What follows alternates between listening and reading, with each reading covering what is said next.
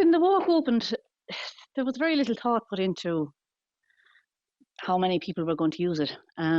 We've been just left with, like, there was nothing. There was nothing there, only what we put there ourselves.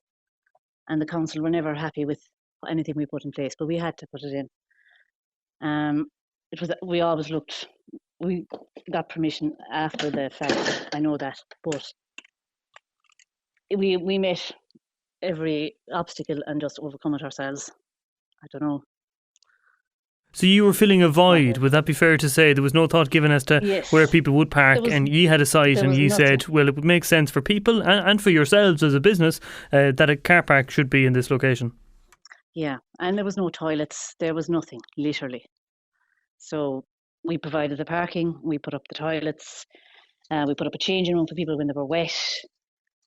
But again, that was all not wanted. Like, as far as the council are concerned, that's not wanted. But we could see it. They were coming to our door, they were coming into our house because we live here and we were meeting them, and that was it. We just met the needs and dealt with them as they came on a daily basis. At what point did things turn sour, Mary? At what point did you find out that you weren't able to continue operating in the way that you had been? When did it happen? No, we did get permission. They never gave us full planning permission. That was the problem. That was my first issue. They only gave us for 3 years, for 2 years or whatever it was, like that.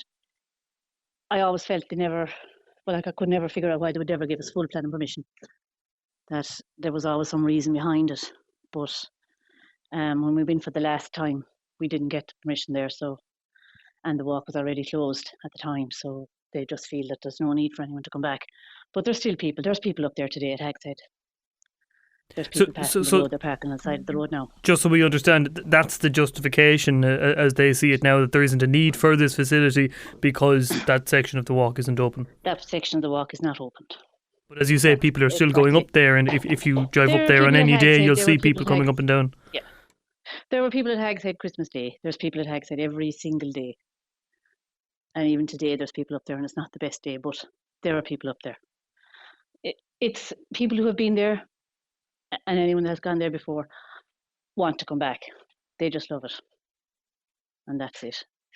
But now they're parking on the side of the road, or some of them actually have come in and knocked on the door and said, can we pull in? We're not supposed to let them pull in, but we'll just say pull in or whatever. We're not allowed to let them park anymore. So I don't know, it's very sad, like, because we've kind of a relationship built up with some of the people, you know. Of course. You just have to tell them no. So. And that hampers their plans. In early December, Mary, you were told by the local authority that you couldn't continue operating. You were refused planning permission on the grounds, as you say, that the walk is closed along the Southern Trail, so the car park isn't required, and it would be a haphazard development. Did you know immediately that you were going to appeal it, or how did you arrive at that decision? Well, Pat was always going to appeal it anyway. That was it. He's determined that it should be here. Like, going forward, if there's people here Christmas Day and it's not like the busiest time of the year, what way is it going to be next May or June when there's tourists in the area, when they have nowhere to park? That's the big issue. And they will be here.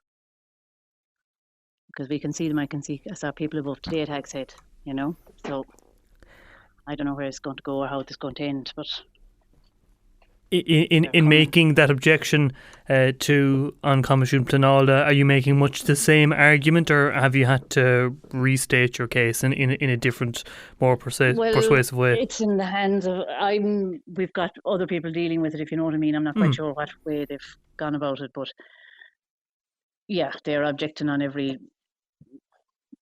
anything they can come up. You know what I mean? Like all aspects of the case. They're objecting on same things again, but I don't know.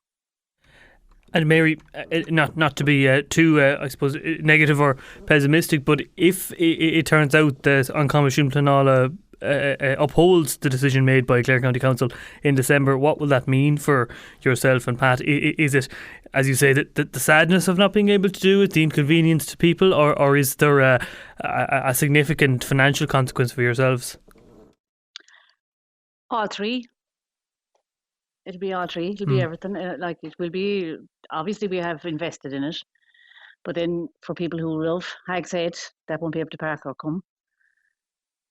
Yeah, so I don't know.